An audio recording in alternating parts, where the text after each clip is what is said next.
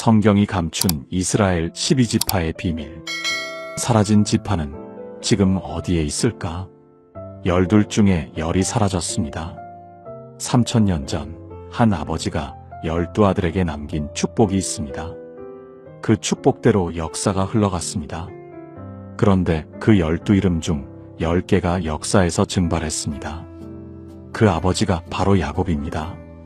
기원전 1700년경 이집트. 야곱이 침상에 누워 아들들을 부릅니다. 첫째 르우벤이 다가왔습니다. 장자입니다. 2배의 축복을 받을 자리입니다. 그런데 야곱의 입에서 나온 말은 축복이 아니었습니다.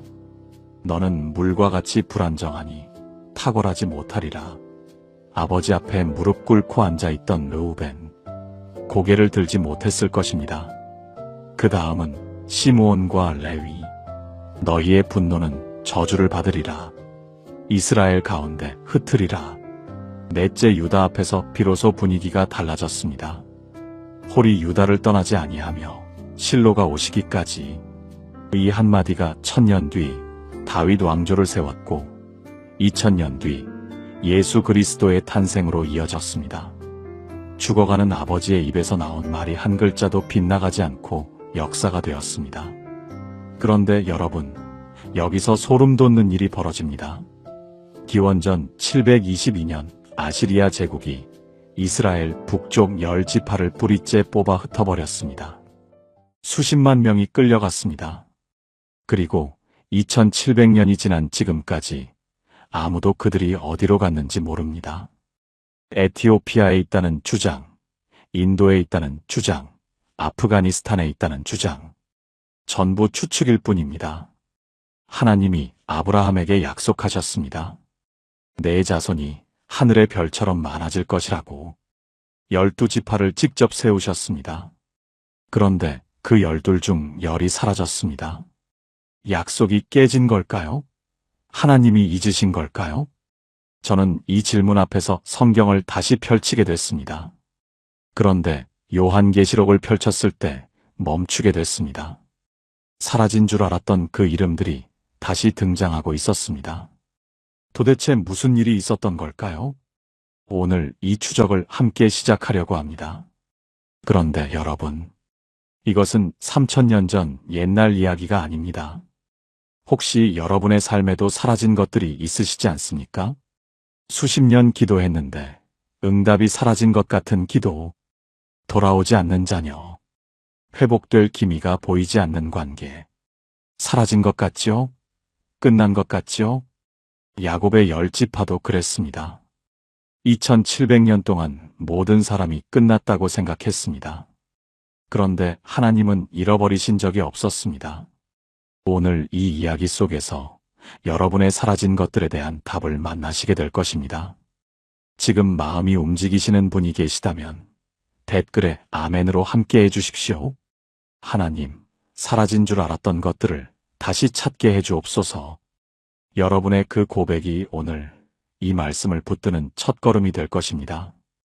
준비되셨습니까? 지금부터 시작하겠습니다. 첫 번째 균열. 야곱에게는 아내가 넷이었습니다. 정확히 말하면 아내가 여종이 둘이었습니다. 레아와 라헬, 그리고 빌하와 실바.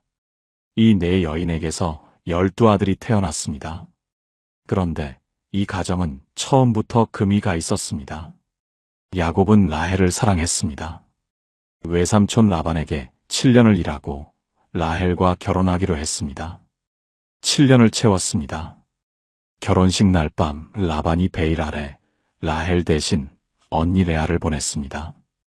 야곱은 아침이 되어서야 알았습니다. 엉뚱한 여자와 결혼한 겁니다. 여러분, 야곱이 눈먼 아버지 이삭을 속여 형의 축복을 빼앗았던 거 기억하시지요? 속이는 자 야곱이 이번에는 속임을 당한 겁니다. 어둠 속에서 아버지를 속였던 사람이 어둠 속에서 장인에게 속았습니다. 결국 야곱은 라헬을 위해 7년을 더 일합니다. 2 자매를 모두 아내로 맞이하게 된 겁니다. 문제가 여기서 시작됩니다. 야곱의 마음은 라헬에게만 가 있었습니다. 성경이 직접 말합니다. 창세기 29장 31절입니다. 여호와께서 레아에게 사랑을 받지 못함을 보시고 그의 태를 여셨으나 라헬은 잉태하지 못하였더라. 사랑을 받지 못함. 성경이 이렇게 직접적으로 기록하고 있습니다. 레아가 첫 아들을 낳았습니다. 이름을 르우벤이라 지었습니다. 보라, 아들이라는 뜻입니다. 그런데 레아가 이 이름을 지으며 한 말이 있습니다. 여호와께서 나의 괴로움을 살피셨으니 이제는 내 남편이 나를 사랑하리로다. 아들의 이름에 자기 슬픔을 새긴 겁니다. 아이의 이름이 아니라 어머니의 기도였습니다. 이제는 남편이 나를 사랑해 주겠지. 둘째를 낳았습니다. 시므온. 여호와께서 내가 사랑받지 못함을 들으셨다는 뜻입니다. 셋째를 낳았습니다. 레위. 이제는 내 남편이 나와 연합하리로다. 아들을 셋이나 낳았는데 남편의 마음은 여전히 오지 않았습니다. 아이를 낳을 때마다 이번에는 그 간절함이 아들들의 이름에 전부 새겨져 있습니다. 넷째를 낳았을 때 비로소 달라졌습니다. 유다. 이제는 여호와를 찬송하리로다. 남편을 향한 기대를 내려놓은 겁니다. 더 이상 남편의 사랑이 아니라 하나님을 바라보겠다는 고백이었습니다. 이 유다가 바로 다윗의 조상이 되고 예수 그리스도의 조상이 됩니다. 남편의 사랑을 받지 못한 여인이 하나님을 찬송하겠다고 이름 지은 아들. 그 아들의 지파에서 구세주가 오신 겁니다. 한편 라헬은 자기 여종 비라를 야곱에게 보내 단과 납달리를 낳게 했고 레아도 여종 실바를 보내 갓과 아셀을 낳게 했습니다. 네 여인이 아이 낳기를 경쟁하고 있었습니다. 한 지붕 아래에서 질투와 원망이 매일 부딪히고 있었던 겁니다. 레아가 다시 이사갈과 스불론을 낳고 마침내 라헬이 오랜 기다림 끝에 요셉을 낳았습니다. 그리고 훗날 막내 베냐민을 낳으면서 라헬은 세상을 떠났습니다. 네 여인, 12아들, 질투와 편애가 가득한 집. 이것이 이스라엘 12지파의 시작입니다. 이 깨어진 가정 안에서 더 큰 균열이 벌어집니다. 야곱은 라헬의 아들 요셉을 유독 사랑했습니다. 채색 옷을 입혔습니다. 고대 사회에서 옷은 곧 지위였습니다. 11 형제 앞에서 한 아들에게만 특별한 옷을 입힌 겁니다. 요셉은 꿈을 꾸었습니다. 곡식단이 자기에게 절하는 꿈. 해와 달과 별 11가 자기에게 절하는 꿈. 그 꿈을 형들에게 말했습니다. 형들의 눈빛이 달라졌습니다. 어느 날 야곱이 요셉을 보내 형들의 안부를 살피게 합니다. 형들은 멀리서 요셉이 오는 것을 보았습니다. 채색 옷이 눈에 들어왔을 겁니다. 저 꿈꾸는 자가 오는도다. 자, 그를 죽이자. 르우벤이 말렸습니다. 피를 흘리지 말자. 그를 구덩이에 던지자. 몰래 나중에 꺼내주려는 생각이었습니다. 형들이 요셉의 채색 옷을 벗기고 구덩이에 던졌습니다. 그리고 앉아서 먹을 것을 먹었습니다. 동생을 구덩이에 던져놓고 밥을 먹은 겁니다. 유다가 말합니다. 우리가 동생을 죽여서 무엇이 유익하겠느냐? 차라리 이스마엘 상인에게 팔자. 형제를 은 20냥에 팔았습니다. 당시 노예 한 명의 시세였습니다. 친동생에게 값을 매긴 겁니다. 형들은 수점소를 잡아 요셉의 채색 옷에 피를 묻혀 아버지에게 가져갑니다. 이것을 찾았는데 아버지 아들의 옷인지 보소서. 야곱이 그 옷을 알아봅니다. 내 아들의 옷이라. 악한 짐승이 그를 먹었도다. 옷을 찢고 굵은 배를 두르고 오래도록 애통했습니다. 야곱은 젊은 시절 염소 가죽을 손에 감고 눈먼 아버지를 속여 축복을 빼앗았습니다. 이제 아들들이 염소 피를 옷에 묻혀 아버지를 속이고 있습니다. 속이는 자의 아들들이 아버지를 속이고 있는 겁니다. 요셉은 이집트로 끌려갔습니다. 낯선 땅, 낯선 언어, 노예의 삶. 보디발의 집에서 종으로 일하다가 억울한 누명을 쓰고 감옥에까지 던져졌습니다.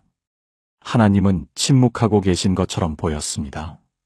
구덩이에서 감옥으로, 감옥에서 더 깊은 어둠으로. 그런데 하나님의 침묵은 다음 장면을 위한 준비였습니다. 감옥에서 꿈을 해석하기 시작한 요셉의 소문이 퍼졌고 마침내 파라오가 불렀습니다. 이집트의 어떤 마술사도 풀지 못한 꿈을 요셉이 단번에 풀었습니다. 7년의 풍년 뒤에 7년의 기근이 온다고. 파라오는 그 자리에서 결단을 내렸습니다. 이 히브리 죄수에게 이집트 전체를 맡기겠다고. 어제의 노예가 오늘의 총리가 되는 순간이었습니다. 기근이 시작되자 야곱의 아들들이 식량을 구하러 이집트에 내려왔습니다. 형들은 눈앞에 있는 사람이 자기들이 팔아넘긴 동생인 줄 몰랐습니다. 무릎을 꿇고 식량을 구걸했습니다. 요셉이 꿈에서 보았던 바로 그 장면이 현실이 된 겁니다. 결국 야곱의 온 가족 70명이 이집트로 이주합니다. 이 70명. 이 숫자를 기억해 주십시오. 이 70명에게서 한 민족이 태어납니다. 야곱은 이집트에서 죽기 전 12아들을 한 명씩 불러 축복을 남겼습니다. 도입부에서 말씀드린 바로 그 장면입니다. 그 축복이 정말 이루어졌는지 지금부터 하나씩 따라가 보시게 됩니다. 함께 기도하시겠습니까? 하나님 아버지, 레아의 이름 짓기를 들으며 마음이 아팠습니다. 사랑받지 못한 여인이 아들의 이름에 자기 슬픔을 새긴 그 마음을 아십니다. 그런데 바로 그 레아의 넷째 아들 유다에게서 구세주가 오셨습니다. 사랑받지 못한 자리에서도 하나님은 가장 귀한 것을 시작하십니다. 주님, 우리 가정의 균열도 아십니다. 질투와 편애와 상처가 흘렀던 자리도 아십니다. 그 자리를 포기하지 않으시는 하나님을 신뢰합니다. 예수님의 이름으로 기도합니다. 아멘. 질투가 있었습니다. 편애가 있었습니다. 배신이 있었습니다. 그런데 하나님은 이 깨어진 가족을 버리지 않으셨습니다. 이 가족에게서 무슨 일이 벌어졌을까요? 두 번째 뒤집힘. 70명이 이집트로 내려갔습니다. 430년이 흘렀습니다. 출애굽기 1장 7절입니다. 이스라엘 자손은 생육하고 불어나 번성하고 매우 강하여 온 땅에 가득하게 되었더라. 70명이 수십만 명이 됐습니다. 한 가족이 한 민족이 되어가고 있었습니다. 그런데 요셉을 알지 못하는 새 파라오가 등장합니다. 히브리 사람들의 숫자를 보고 위협을 느꼈습니다. 구원자의 후손이 노예가 되는 역설이 시작된 겁니다. 채찍 소리, 벽돌 굽는 연기, 터져나오는 신음. 430년의 세월이 이 땅 위에 쌓여 있었습니다. 그리고 모세가 나타났습니다. 10가지 재앙이 이집트를 덮쳤습니다. 강이 핏빛으로 변하고 어둠이 사흘을 삼켰습니다. 마지막 밤, 어린 양의 피를 문설주에 바른 집만 살아남았습니다. 6월절의 밤이었습니다. 이스라엘이 이집트를 빠져나왔습니다. 앞에는 홍해가 막혀 있었고 뒤에는 파라오의 군대가 쫓아오고 있었습니다. 도망칠 곳도 싸울 힘도 없는 그 순간 바다가 갈라졌습니다. 좌우로 물이 벽처럼 서고 그 사이로 마른 땅이 드러났습니다. 노예밖에 모르던 민족이 바다 건너편에서 자유를 맞이한 겁니다. 여러분, 여기서 한 가지 질문이 있습니다. 수십만 명이 광야에 서 있습니다. 도시도 없고 정부도 없고 법도 없습니다. 이 사람들을 어떻게 한 민족으로 조직합니까? 답은 지파였습니다. 시내산에서 율법을 받은 후 하나님은 12지파를 중심으로 이 민족을 조직하셨습니다. 민수기 2장을 보면 성막을 중심으로 동서남북에 진을 치는 배치가 나옵니다. 유다, 이사갈, 스불론이 동쪽에, 르우벤, 시므온, 가시 남쪽에, 에브라임, 므낫세, 베냐민이 서쪽에, 단, 아셀, 납달리가 북쪽에, 그리고 그 한가운데에 레위 지파가 있었습니다. 여러분, 여기서 이상한 점을 하나 발견하셨습니까? 야곱의 아들은 12입니다. 그런데 지파 이름을 세어보면 13입니다. 요셉이라는 이름은 사라지고 대신 요셉의 두 아들 에브라임과 므낫세가 각각 한 지파씩 들어가 있습니다. 야곱이 죽기 전에 요셉의 두 아들을 자기 아들로 입양했기 때문입니다. 요셉에게 2배의 축복을 준 겁니다. 그러면 13지파가 되어야 합니다. 그런데 숫자는 12로 유지됐습니다. 레위 지파가 땅을 받지 않았기 때문입니다. 여기서 야곱의 축복을 떠올려 보셔야 합니다. 야곱이 레위에게 뭐라고 했습니까? 이스라엘 가운데 흩으리라. 저주였습니다. 레위와 시므온이 세겜성에서 학살을 저질렀기 때문입니다. 딸 디나가 세겜 땅에서 욕을 당한 뒤 이 두 형제가 속임수를 써서 세겜성의 남자들을 모두 죽여버렸습니다. 야곱이 그 잔혹함을 보고 내린 선언이었습니다. 너희의 분노는 저주를 받으리라. 같은 저주를 받은 두 지파, 시므온과 레위. 시므온 지파는 이 저주대로 유다 지파 안에 흡수되어 점차 이름을 잃어갔습니다. 인구 조사에서도 점점 줄어들더니 나중에는 독립된 지파로 거의 언급되지 않습니다. 흩어져서 사라진 겁니다. 레위도 흩어졌습니다. 같은 저주를 받았으니까요. 그런데 레위에게는 시므온과 전혀 다른 일이 벌어집니다. 시내산에서 모세가 하나님의 율법을 받으러 올라갔습니다. 40일이 걸렸습니다. 모세가 내려오는데 너무 오래 걸리자 백성들이 기다리지 못했습니다. 금을 모아 송아지를 만들었습니다. 하나님의 음성을 직접 들은 바로 그 산 앞에서 이것이 우리를 이집트에서 이끌어낸 신이라 외치며 절했습니다. 모세가 산에서 내려와 이 광경을 봅니다. 분노하여 돌판을 내던졌습니다. 하나님이 직접 새기신 그 율법이 산산조각 났습니다. 모세가 외쳤습니다. 여호와의 편에 서는 자는 내게로 나아오라. 수십만 명 가운데 누가 나왔겠습니까? 레위 자손이 모세에게로 모였습니다. 레위만 나온 겁니다. 야곱에게 흩어지리라 저주를 받았던 바로 그 지파가 하나님 편에 서라는 부름 앞에서 가장 먼저 나선 겁니다. 하나님은 그 충성을 보셨습니다. 레위 지파를 제사장 지파로 택하셨습니다. 다른 11지파는 각자 영토를 받았습니다. 레위만 땅이 없었습니다. 대신 하나님께서 이렇게 말씀하셨습니다. 민수기 18장 20절입니다. 내가 내 기업이요 내 분기신이라. 땅 대신 하나님 자신을 기업으로 받은 겁니다. 야곱의 저주가 이루어졌습니다. 이스라엘 가운데 흩으리라. 레위 지파는 정말 흩어졌습니다. 전국의 48개의 레위 성읍을 받아 모든 지파 사이에 흩어져 살았습니다. 그런데 흩어짐의 의미가 완전히 달라진 겁니다. 시므온은 흩어져서 사라졌습니다. 레위는 흩어져서 모든 지파에게 하나님의 말씀을 가르치는 사명을 맡았습니다. 같은 아버지에게서 같은 저주를 받았습니다. 같은 흩으리라였습니다. 바로 이 차이가 금송아지 앞에서 벌어졌습니다. 하나님 편에 선 그 하루의 선택이 저주를 축복으로 뒤집은 겁니다.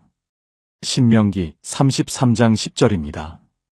그들이 주의 법도를 야곱에게, 주의 율법을 이스라엘에게 가르치리로다. 흩어짐이 저주가 아니라 사명이 됐습니다.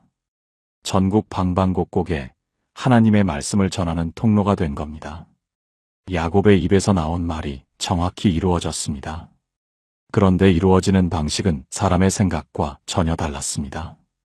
여러분, 혹시 지금 여러분의 삶에도 저주처럼 보이는 것이 있으십니까? 흩어진 것 같은 상황, 자리를 잃은 것 같은 상황. 레위 지파도 그랬습니다. 그런데 하나님은 그 흩어짐을 사명으로 바꾸셨습니다. 이제 12지파가 가나안 땅에 들어갔습니다. 여호수아의 지휘 아래 약속의 땅을 정복했습니다. 유다가 남쪽 산지를 받았습니다. 아브라함이 묻힌 헤브론을 포함한 넓은 영토였습니다. 에브라임과 므낫세가 중앙의 비옥한 땅을 차지했습니다. 베냐민은 유다와 에브라임 사이에 작지만 전략적인 지역을 받았습니다. 그 안에 훗날 예루살렘이 되는 곳이 포함되어 있었습니다. 12지파가 각자의 땅에 뿌리를 내렸습니다. 야곱의 깨어진 가족이 마침내 한 민족으로 약속의 땅에 선 겁니다. 함께 기도하시겠습니까?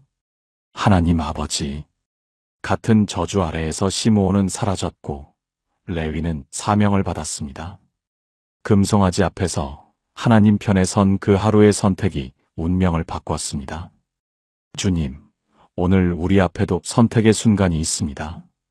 저주처럼 보이는 자리에서도 하나님 편에 설 수 있는 용기를 허락하여 주시옵소서.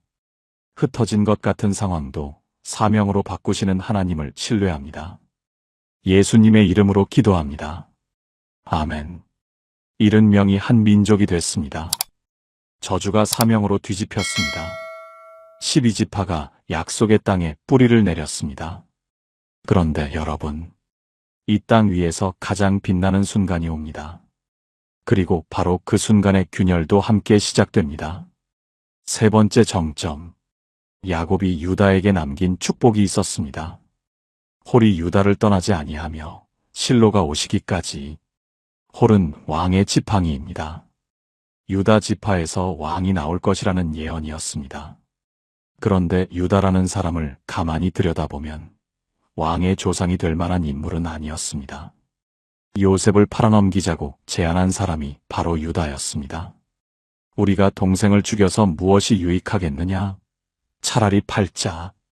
친동생에게 값을 매긴 사람입니다. 그런데 세월이 흘러 유다가 완전히 달라지는 장면이 옵니다. 가나안에 기근이 들어 형제들이 다시 이집트로 내려갔을 때 이집트의 총리가 된 요셉이 막내 베냐민을 잡아두겠다고 합니다. 형제들이 베냐민 없이 아버지에게 돌아가면 야곱이 죽을 수도 있는 상황이었습니다. 그때 유다가 나섭니다. 창세기 44장 33절입니다. 청하건대 이 소년 대신 종이 내 주의 종이 되게 하시고 이 소년은 그의 형제들과 함께 돌아가게 하소서. 여러분, 이 한마디의 무게를 느끼셔야 합니다. 동생을 팔아넘기자고 했던 바로 그 유다가 이제는 동생 대신 자기가 종이 되겠다고 나선 겁니다. 동생을 은스무냥에 넘긴 사람이 동생을 위해 자기 목숨을 내놓은 겁니다. 이것이 유다의 변화입니다. 야곱이 홀이 유다를 떠나지 아니하리라 축복한 이유가 여기에 있었습니다. 왕이 될 자격은 힘이 아니라 자기를 내려놓는 데서 시작되는 것이었습니다. 이 유다 지파에서 한 소년이 태어납니다. 이새의 막내 아들, 들판에서 양을 치던 소년, 아버지조차 선지자 사무엘 앞에 세울 생각을 하지 않았던 아이. 사무엘이 이새의 아들들을 보았을 때 크고 강한 형들이 먼저 지나갔습니다. 하나님은 고개를 저으셨습니다. 사무엘상 16장 7절입니다. 여호와께서 사무엘에게 이르시되 그의 용모와 키를 보지 말라.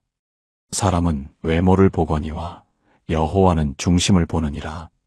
막내가 불려왔을 때 기름이 부어졌습니다.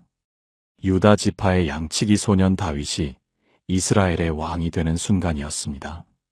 다윗은 흩어져 있던 12지파를 하나로 모았습니다. 그런데 다윗이 수도를 정할 때 놀라운 선택을 합니다. 유다 땅도 아니고 에브라임 땅도 아닌 어느 지파에게도 속하지 않는 곳을 택한 겁니다. 여부스 사람들이 차지하고 있던 작은 요새, 200년 넘게 어떤 지파도 정복하지 못했던 곳, 바로 예루살렘입니다. 어느 지파의 수도도 아닌 이스라엘 전체의 수도, 지파 간 질투를 피하기 위한 정치적 천재성이었습니다. 다윗은 언약궤를 예루살렘으로 가져왔습니다. 정치적 권력과 종교적 권위가 한 도시에 모인 겁니다. 야곱의 축복홀이 유다를 떠나지 아니하리라. 다윗에게서 정확히 이루어지고 있었습니다. 다윗의 아들 솔로몬이 왕위를 이었습니다. 솔로몬은 하나님께 지혜를 구했고 하나님은 지혜뿐 아니라 부와 영광까지 주셨습니다. 스바 여왕이 그의 지혜를 시험하러 2000km를 여행해 왔다가 들은 소문의 절반도 안 된다며 감탄하고 돌아갔습니다. 그리고 솔로몬은 성전을 지었습니다. 7년이 걸렸습니다. 18만 명의 인력이 동원됐습니다. 레바논의 백향목, 지하에서 미리 다듬어온 돌, 성전 안에서는 망치 소리가 들리지 않게 했습니다. 언약궤가 안치되고 제사장들이 나왔을 때 구름이 성전을 가득 채웠습니다. 하나님의 임재가 너무 짙어서 아무도 서 있을 수 없었습니다. 이스라엘 역사상 가장 빛나는 순간이었습니다. 그런데 여러분, 솔로몬은 성전만 지은 게 아닙니다. 자기 궁전도 지었습니다. 성전은 7년이 걸렸습니다. 궁전은 13년이 걸렸습니다. 하나님의 집보다 자기 집을 짓는데 거의 2배의 시간을 쓴 겁니다. 솔로몬에게는 아내가 700명, 첩이 300명이었습니다. 대부분 외교를 위한 정략 결혼이었습니다. 이 여인들이 자기 나라의 신들을 가져왔습니다. 세상에서 가장 지혜로운 사람이 예루살렘 주변 산에 이방 신들을 위한 산당을 짓기 시작했습니다. 하나님의 성전을 지은 바로 그 손으로 우상의 집을 지은 겁니다. 열왕기상 11장 9절입니다. 여호와께서 솔로몬에게 진노하셨으니 이는 그의 마음이 이스라엘의 하나님 여호와에게서 돌아섰음이라. 가장 빛나는 순간에 가장 깊은 균열이 시작된 겁니다. 하나님이 선언하셨습니다. 이 나라를 찢어 내 신하에게 주리라. 여러분, 솔로몬의 이야기를 들으시면서 혹시 이런 생각이 드시지 않습니까? 가장 은혜 충만했던 시절에 오히려 마음이 멀어진 적, 가장 축복받은 순간에 하나님보다 다른 것이 커진 적, 기도가 응답됐는데 감사보다 당연함이 먼저 온 적. 솔로몬의 타락은 하루아침에 일어나지 않았습니다. 조금씩 천천히 눈에 띄지 않게 마음이 돌아선 겁니다. 그리고 그 균열은 솔로몬이 죽은 뒤 한마디로 폭발합니다. 함께 기도하시겠습니까? 하나님 아버지, 동생을 팔았던 유다가 동생을 위해 목숨을 내놓는 모습에 마음이 뜨거워집니다. 사람은 변할 수 있다는 것을 보여주셔서 감사합니다. 주님, 솔로몬처럼 가장 빛나는 자리에서 마음이 돌아서지 않게 지켜주시옵소서. 은혜가 당연해지지 않게 하시고 축복 앞에서 더 겸손해지는 마음을 허락하여 주시옵소서. 예수님의 이름으로 기도합니다. 아멘.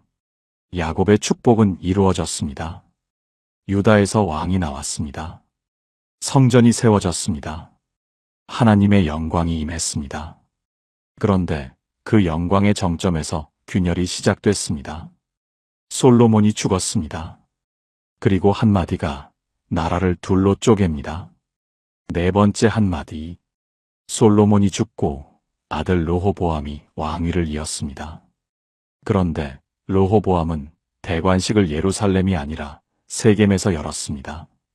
세겜은 에브라임 지파의 영토 한가운데 있는 도시였습니다. 북쪽 지파들의 승인을 받으려면 그들의 땅으로 가야 했기 때문입니다. 다윗과 솔로몬 시대에도 북쪽 10지파는 남쪽 유다와 베냐민에 대한 불만을 품고 있었습니다. 솔로몬의 화려한 건축 사업에 동원된 것은 주로 북쪽 지파의 백성들이었습니다.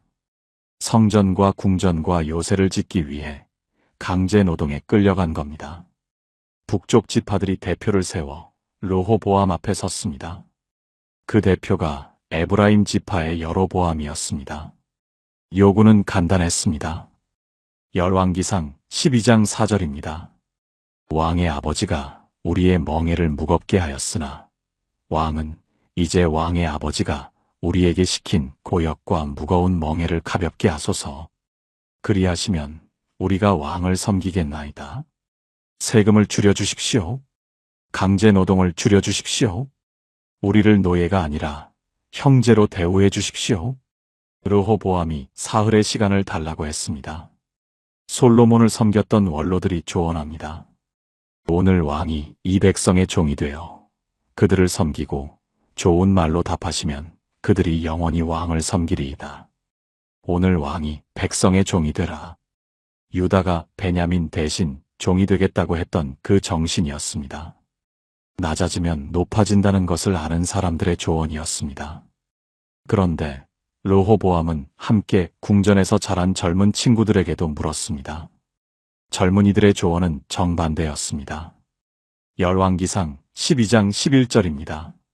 내 아버지는 너희에게 무거운 멍에를 지웠으나 나는 너희의 멍에를 더욱 무겁게 할지라. 내 아버지는 채찍으로 너희를 징계하였으나 나는 전갈 채찍으로 너희를 징계하리라. 전갈 채찍, 끝에 금속 조각이 달린 채찍이었습니다. 살이 찢어지는 채찍입니다. 아버지보다 더 세게 때리겠다는 겁니다. 르호보암은 젊은이들의 조언을 택했습니다. 사흘 뒤 백성들이 돌아왔을 때 르호보암이 입을 열었습니다. 내 아버지가 너희 멍에를 무겁게 하였으나 나는 더하겠고 내 아버지는 채찍으로 징계하였으나 나는 전갈 채찍으로 하리라. 한마디였습니다. 이 한마디가 나라를 둘로 쪼갰습니다. 북쪽 지파들의 대답이 즉시 터져나왔습니다. 열왕기상 12장 16절입니다. 우리가 다윗과 무슨 관계가 있느냐? 이새의 아들에게서 받을 유산이 없도다. 이스라엘아, 너희의 장막으로 돌아가라. 독립선언이었습니다. 10지파가 등을 돌렸습니다. 르호보암은 강제노동 감독관 아도람을 보내 협상하게 했습니다. 북쪽 지파들은 아도람을 돌로 쳐 죽였습니다. 르호보암은 전차를 타고 예루살렘으로 도망쳤습니다. 원로들의 조언을 따랐더라면 오늘 왕이 종이 되어라. 이 한마디를 들었더라면 나라가 쪼개지지 않았을 겁니다. 유다가 베냐민 대신 종이 되겠다고 했을 때 그 겸손이 왕의 자격이었습니다. 르호보암은 할아버지 유다의 그 겸손을 잊어버린 겁니다. 나라가 둘로 갈라졌습니다. 남쪽의 유다와 베냐민, 르호보암의 나라, 북쪽의 나머지 10지파, 여로보암의 나라. 여로보암은 왕이 되자마자 두려움에 사로잡혔습니다. 북쪽 백성들이 1년에 3번 절기를 지키러 예루살렘으로 올라가면 마음이 다시 유다로 돌아갈 수 있다고 생각한 겁니다. 여로보암은 금송아지 둘을 만들었습니다. 하나는 베델에, 하나는 북쪽 끝단에 세웠습니다.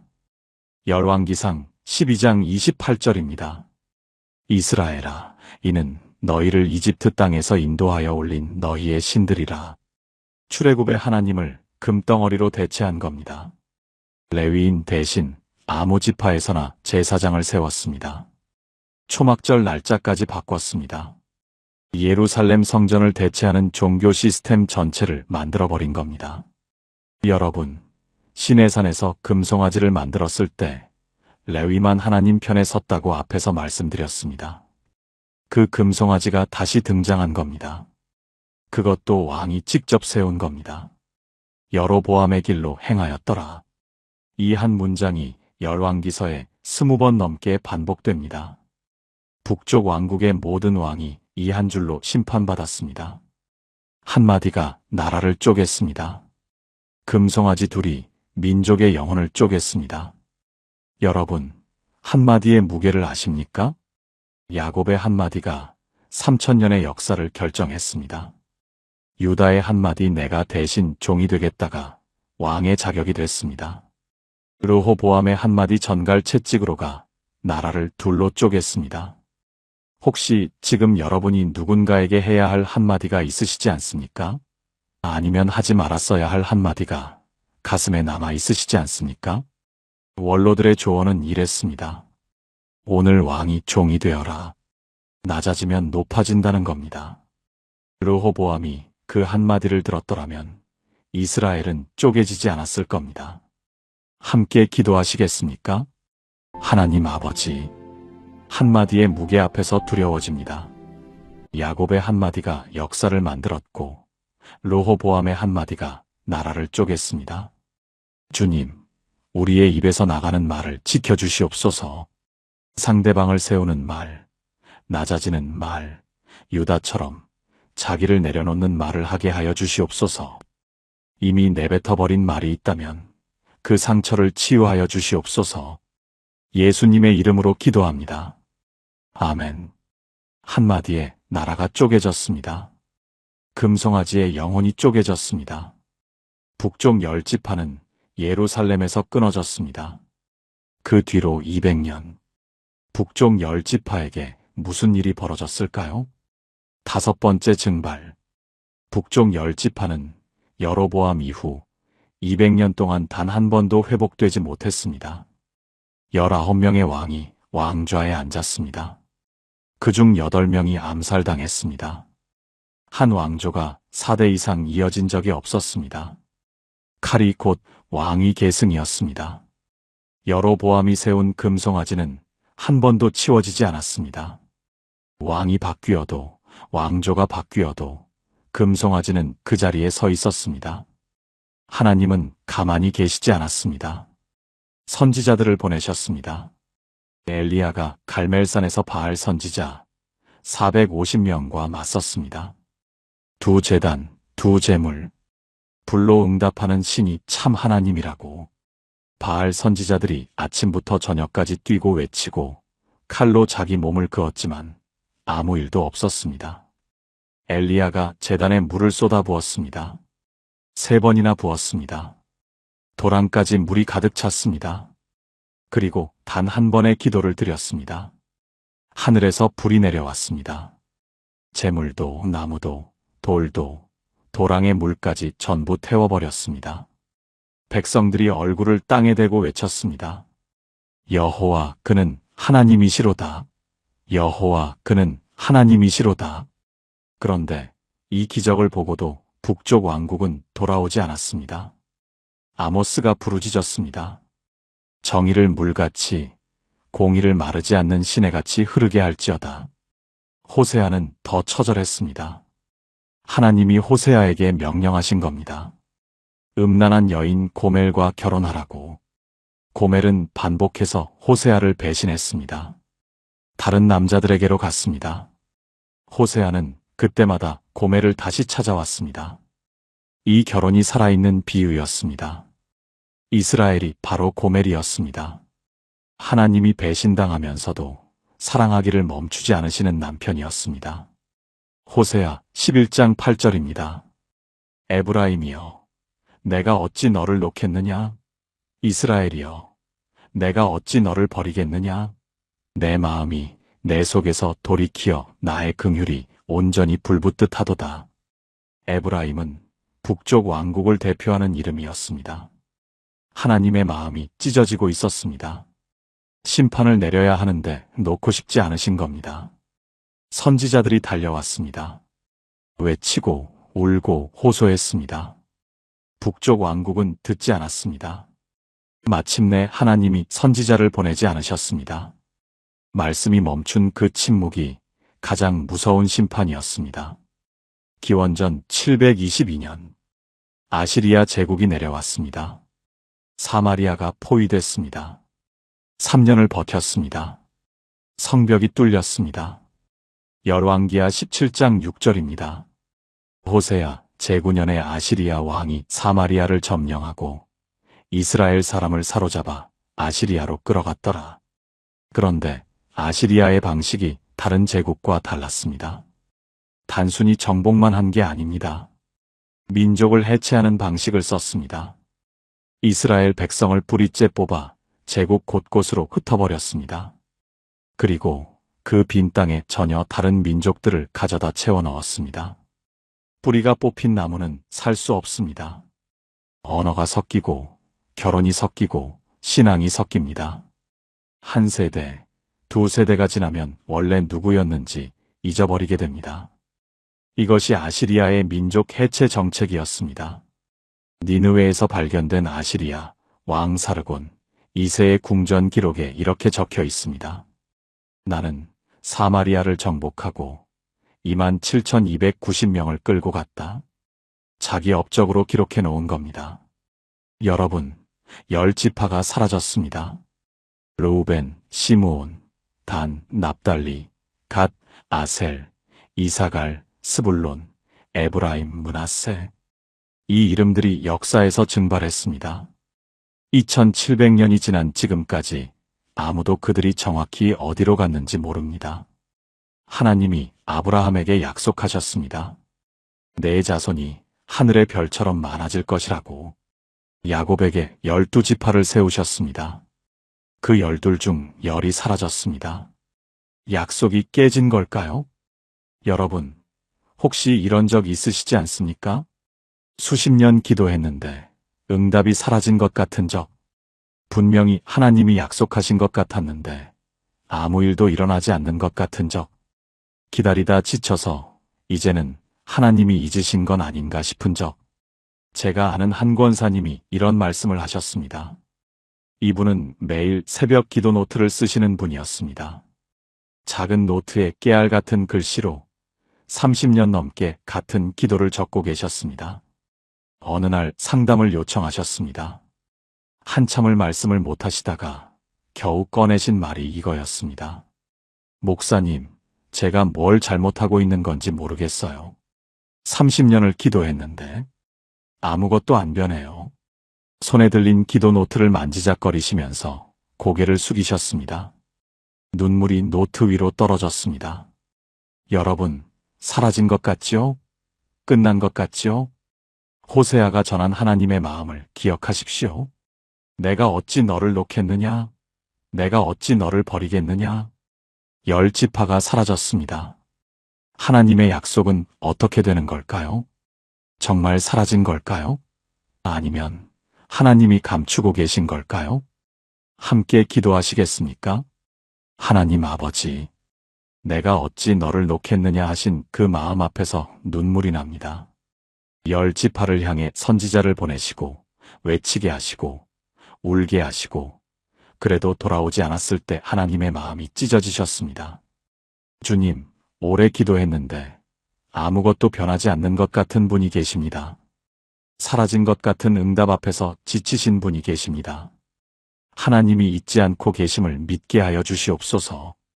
예수님의 이름으로 기도합니다. 아멘. 10지파가 사라졌습니다. 그런데 남은 2지파, 유다와 베냐민도 안전하지 않았습니다. 하나님의 약속은 정말 끝난 걸까요? 6번째 감추심. 북쪽 10지파가 사라진 뒤 남쪽 유다 왕국도 위기에 빠졌습니다. 기원전 701년 아시리아 왕 산헤립이 유다를 침공합니다. 북쪽 이스라엘을 삼킨 바로 그 제국이 이번에는 남쪽으로 내려온 겁니다. 산헤립은 유다의 요새화된 성읍들을 하나씩 점령해 나갔습니다. 지금 영국 대형 박물관에 가시면 니느웨 궁전에서 발굴된 거대한 부조를 보실 수 있습니다. 라기스라는 성읍이 함락되는 장면이 돌에 새겨져 있습니다.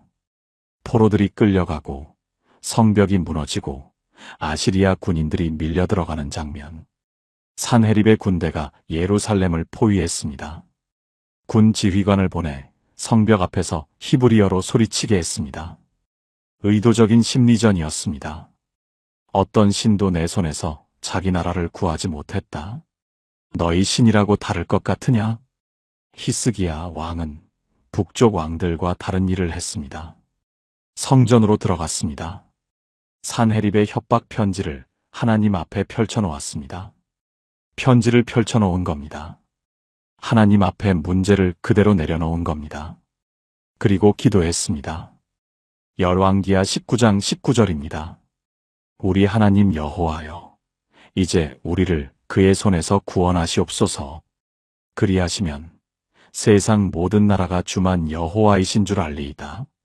선지자 이사야가 하나님의 답을 전합니다. 하나님이 예루살렘을 위해 싸우시겠다고. 열왕기하 19장 35절입니다.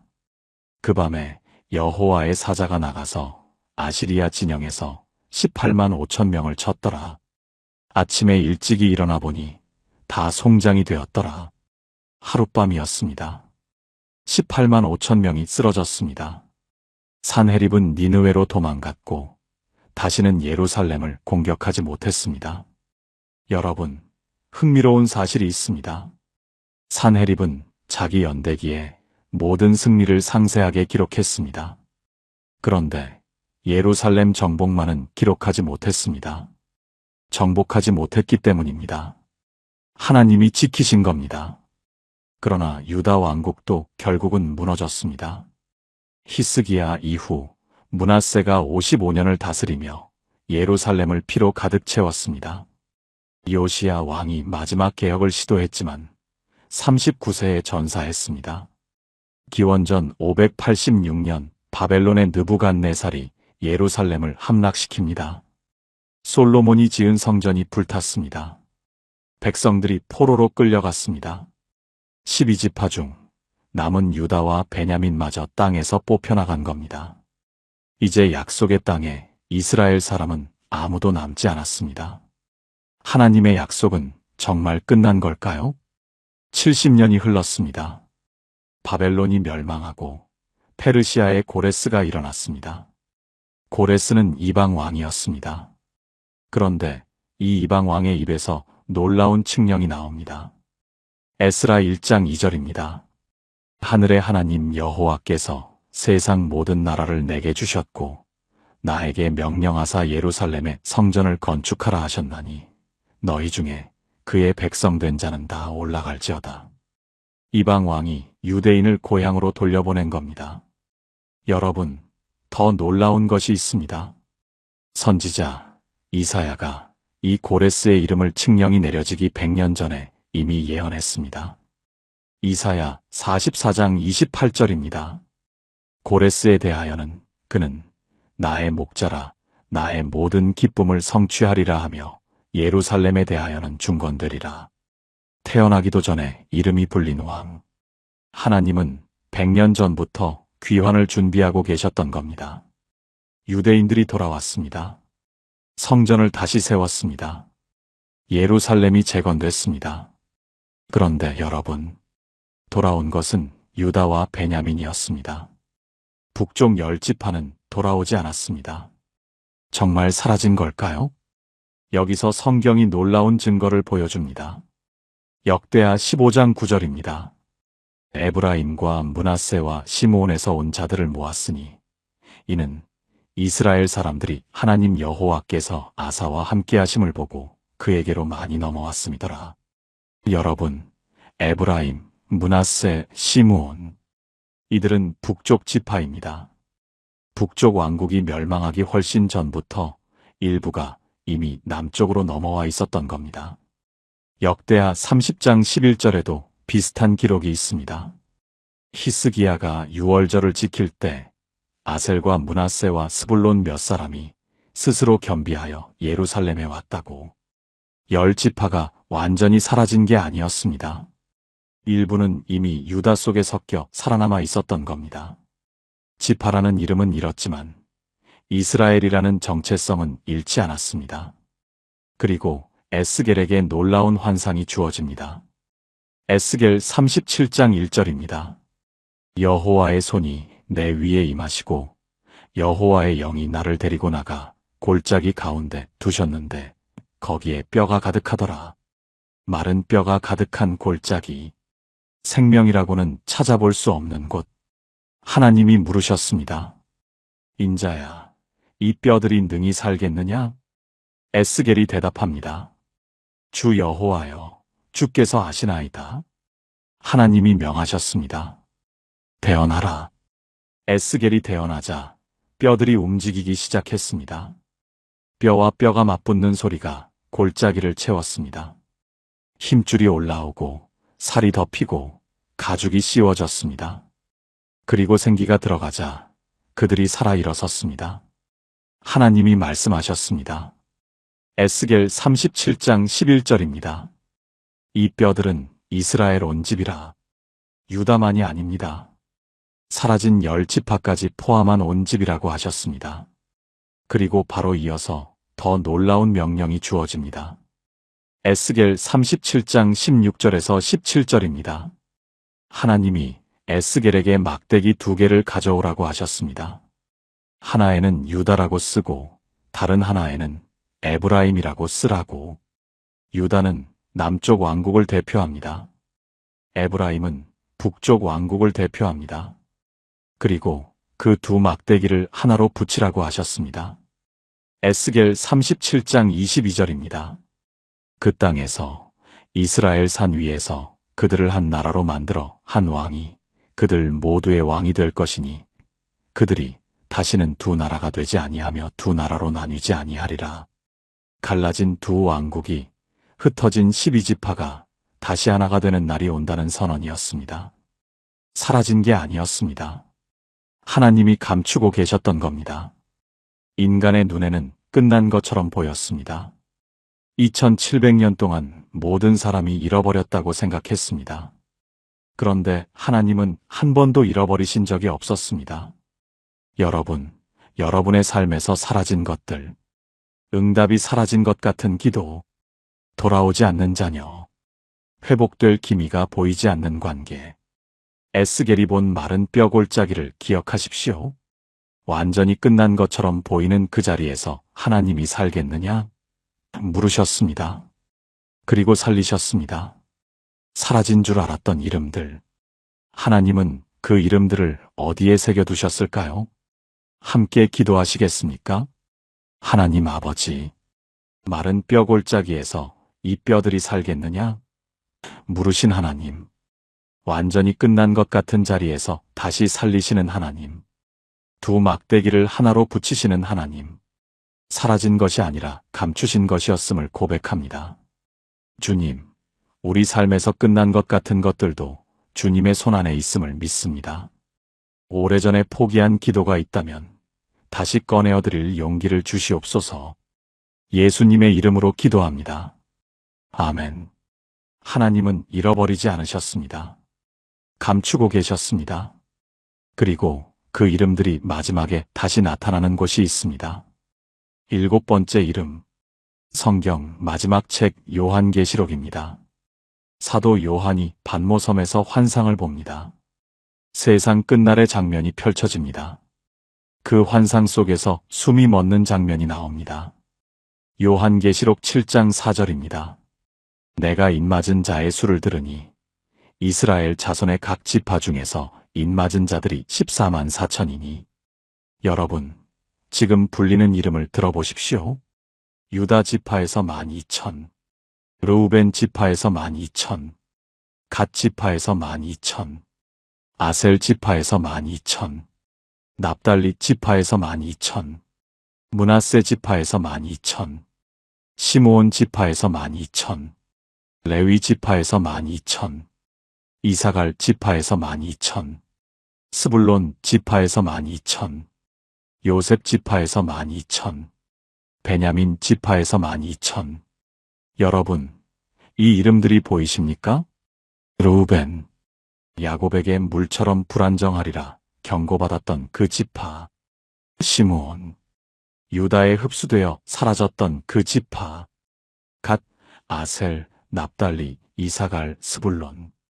아시리아에 끌려가 2700년 동안 행방불명이었던 그 이름들. 사라진 줄 알았던 이름들이 성경 마지막 책에서 다시 불리고 있습니다. 하나님이 한 이름도 잃어버리지 않으셨습니다. 그런데 여러분, 이 명단을 자세히 보시면 이상한 점이 하나 있습니다. 단 지파가 없습니다. 12이름 가운데 단이 빠져 있습니다. 가나안 정복 초기부터 우상을 세웠던 그 지파. 여로보암이 금송아지를 세운 두 곳 중 하나가 바로 단이었습니다. 단 대신 요셉이라는 이름이 들어가 있습니다. 에브라임과 므낫세로 나뉘었던 요셉이 마지막 명단에서 하나의 이름으로 복원된 겁니다. 하나님의 심판과 회복이 동시에 새겨진 명단이었습니다. 그런데 여러분, 요한계시록은 여기서 끝나지 않습니다. 요한계시록 21장, 새 하늘과 새 땅의 환상입니다. 새 예루살렘이 하늘에서 내려옵니다. 요한계시록 21장 12절입니다. 크고 높은 성벽이 있고 12문이 있는데 문에 12천사가 있고 그 문들 위에 이름을 써놓았으니 이스라엘 자손 12지파의 이름들이라. 여러분, 영원한 도성의 문에 이름이 새겨져 있습니다. 12지파의 이름입니다. 아시리아가 지우려 했던 이름, 바벨론이 묻어버리려 했던 이름, 2700년 동안 세상이 잃어버렸다고 생각했던 이름. 그 이름들이 영원한 도성의 문에 새겨져 있습니다. 돌에 새긴 이름은 닳습니다. 종이에 쓴 이름은 바랍니다. 그러나 하나님이 새기신 이름은 영원합니다. 도입부에서 말씀드렸습니다.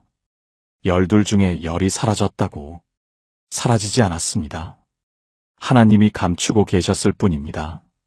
그리고 마지막 날 영원한 문에 다시 새겨 놓으셨습니다. 그런데 여러분, 신약 성경에도 놀라운 증거가 있습니다. 예수님이 사역을 시작하신 곳이 어디입니까? 갈릴리입니다. 갈릴리는 납달리 지파의 옛 땅이었습니다. 사라진 10지파 가운데 하나였습니다. 이사야가 수백 년 전에 예언했습니다. 이사야 9장 1절입니다. 전에는 고통받던 자에게 흑암이 없으리로다. 옛적에는 스불론 땅과 납달리 땅이 멸시를 당하였더니 후에는 이방의 갈릴리를 영화롭게 하셨느니라. 사라진 지파의 땅에서 세상의 빛이 켜진 겁니다. 그리고 예수님 시대에 예루살렘 성전에서 기도하던 한 여인이 있었습니다. 누가복음 2장 36절입니다. 아셀 지파 바누엘의 딸 안나라 하는 여선지자가 있으니. 아셀 지파, 사라진 10지파 가운데 하나입니다. 그 지파의 후손이 예루살렘 성전에서 메시아를 기다리며 기도하고 있었습니다. 사도 바울도 자기 혈통을 밝힙니다. 로마서 11장 1절입니다. 나도 이스라엘인이요 아브라함의 씨에서 난 자요 베냐민 지파라. 지파의 이름은 역사에서 사라진 것처럼 보였지만 사람들 안에 그 정체성은 살아있었습니다. 유대 민족 안에 흡수되었지만 잊혀지지 않았습니다. 하나님은 한 이름도 잃어버리지 않으셨습니다. 여러분, 야곱이 죽기 전에 12 아들을 한 명씩 불렀습니다. 그 이름들이 3000년을 흘렀습니다. 제국에 삼켜지고 흩어지고 사라진 것처럼 보였습니다. 그런데 성경 마지막 페이지를 펼치면 그 이름들이 전부 거기 있습니다. 영원한 도성의 문 위에 하나도 빠짐없이. 인간은 잃어버렸다고 말했습니다. 하나님은 감추셨을 뿐이었습니다. 여러분의 이름도 하나님의 손안에 있습니다. 사라진 것 같은 여러분의 기도도 하나님의 손안에 있습니다. 끝난 것 같은 여러분의 이야기도 하나님의 손안에 있습니다. 하나님은 잃어버리시는 분이 아닙니다. 감추시는 분입니다. 그리고 때가 되면 다시 꺼내시는 분입니다. 함께 기도하시겠습니까? 하나님 아버지, 사라진 줄 알았던 이름이 영원한 문에 새겨져 있었습니다. 2700년을 감추시고 마지막 날에 다시 불러주신 하나님, 한 이름도 잃어버리지 않으신 하나님, 우리의 이름도 주님의 손안에 있음을 고백합니다. 사라진 것 같은 기도가 주님 앞에 살아있음을 믿습니다. 끝난 것 같은 이야기가 주님 안에서 다시 시작될 줄 믿습니다. 감추셨다가 때가 되면 다시 꺼내시는 하나님을 찬양합니다. 예수님의 이름으로 기도합니다. 아멘. 통합기도문. 하나님 아버지, 오늘 3000년의 이야기를 따라왔습니다. 레아처럼 사랑받지 못한 자리에서도 하나님은 가장 귀한 것을 시작하셨습니다. 유다처럼 동생을 팔았던 사람도 동생을 위해 목숨을 내놓는 사람으로 바꾸셨습니다. 레위처럼 저주받은 자리에서도 하나님 편에 서는 자를 사명의 자리로 옮기셨습니다. 르호보암의 한마디가 나라를 쪼갰지만 에스겔의 2 막대기를 하나로 붙이시는 하나님이 계셨습니다. 10지파가 사라졌지만 한 이름도 잃어버리지 않으셨습니다. 마른 뼈골짜기에서 살겠느냐? 물으시고 살리신 하나님, 사라진 이름을 영원한 문에 새기신 하나님, 인간이 잃어버렸다고 말할 때 감추고 계셨던 하나님, 오늘 이 이야기 앞에서 고백합니다. 우리 안에도 깨어진 것이 있습니다. 가정의 균열이 있습니다. 풀리지 않는 관계가 있습니다. 사라진 것 같은 기도가 있습니다. 주님, 야곱처럼 고백합니다. 야곱이니이다. 우리의 모습 그대로를 주님 앞에 내려놓습니다. 새 이름을 주시옵소서. 에스더처럼 고백합니다. 죽으면 죽으리이다. 목숨보다 귀한 것을 붙잡는 간절함을 허락하여 주시옵소서. 사라진 것들을 다시 찾아 주시옵소서. 끝난 것 같은 이야기를 다시 시작하여 주시옵소서. 흩어진 것들을 하나로 모아 주시옵소서. 우리의 이름이 주님의 손안에 있음을 믿습니다. 우리의 가정이 주님의 손안에 있음을 믿습니다. 우리의 기도가 주님 앞에 살아있음을 믿습니다. 감추셨다가 때가 되면 다시 꺼내시는 하나님. 오늘 그 하나님 앞에 모든 것을 맡깁니다. 예수 그리스도의 이름으로 기도합니다. 아멘. 마무리. 여러분, 오늘 우리는 3000년의 여정을 함께 걸어왔습니다. 한 아버지의 마지막 한마디에서 시작된 이야기. 깨어진 가족에서 한 민족이 태어나고, 저주가 사명으로 뒤집히고, 영광의 정점에서 균열이 시작되고, 한마디에 나라가 쪼개지고, 10개의 이름이 역사에서 사라지고, 그런데 하나님은 한 이름도 잃어버리지 않으셨습니다. 성경 첫 번째 책 창세기에서 야곱이 12이름을 불렀습니다. 성경 마지막 책 요한계시록에서 그 이름들이 영원한 문에 새겨져 있었습니다. 처음부터 끝까지 한 이름도 빠짐없이 인간은 잃어버렸다고 말했습니다. 하나님은 감추셨을 뿐이었습니다. 여러분의 이야기도 그렇습니다. 사라진 것 같은 기도, 끝난 것 같은 관계, 돌아오지 않는 자녀. 하나님은 잃어버리시는 분이 아닙니다. 감추시는 분입니다. 그리고 때가 되면 반드시 다시 꺼내시는 분입니다. 오늘 이 말씀 가운데 가장 마음에 닿은 것이 있으시다면 댓글에 나눠주십시오. 레위처럼 저주가 사명으로 뒤집힌 경험이 있으시다면 나눠주십시오. 지금 사라진 것 같은 기도를 붙들고 계시다면 그 기도 제목을 한 줄 적어주십시오. 하나님, 감추신 것들을 때가 되면 다시 보여주시옵소서. 이 고백에 동의하시는 분은 아멘으로 함께 해주십시오. 그리고 이 영상이 도움이 되셨다면 지금 이 말씀이 필요한 분들에게 공유해주세요. 여러분의 작은 나눔 하나가 누군가에게는 생명의 말씀이 될 수 있습니다. 하나님의 손안에 여러분의 이름이 새겨져 있습니다. 영원히 지워지지 않는 그 손안에 하나님의 평강이 여러분의 가정 위에, 여러분의 기도 위에, 여러분의 모든 사라진 것들 위에 임하시기를 축원합니다. 감사합니다. 감사합니다. 감사합니다. 감사합니다. 감사합니다.